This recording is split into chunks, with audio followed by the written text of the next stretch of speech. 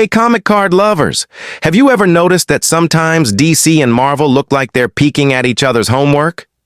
Well, today, let's check out some times when DC might have copied Marvel.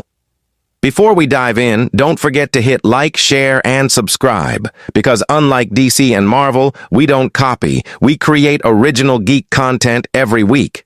Now let's rock!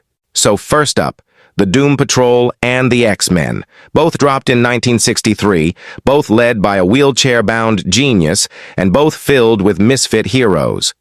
The Doom Patrol actually came a few months before, but when X-Men exploded, DC leaned into making Doom Patrol feel a little too similar.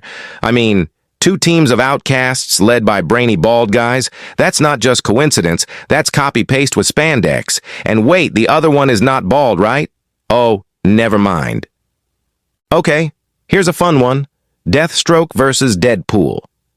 Yeah, Deadpool was Marvel's parody of DC's assassin Slade Wilson, but over time, DC started giving Deathstroke more personality, almost Deadpoolish in some versions.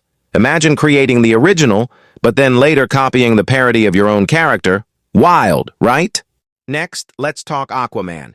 DC's Sea King came out in the 40s, but in the 90s, they made him broodier, gave him a hook hand, long hair, basically turned him into Marvel's Namor with a trident.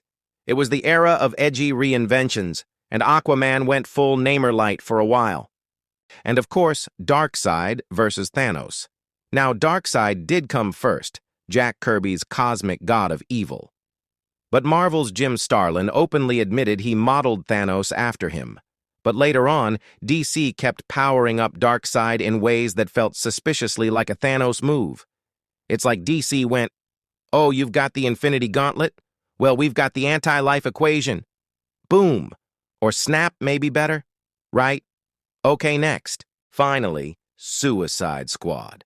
Yeah, they've been around since the 50s. But when Marvel hit big with Thunderbolts in the 90s, villains pretending to be heroes, DC doubled down on their own villain team, pushing Suicide Squad harder into the spotlight. Now they're one of DC's most famous properties, thanks in part to Marvel's idea catching fire. So yeah, the rivalry is real. Sometimes DC leads, sometimes Marvel does, and sometimes they're just staring at each other's test papers in comic book class. But what do you think? Did DC copy Marvel, or are they just creatively inspired?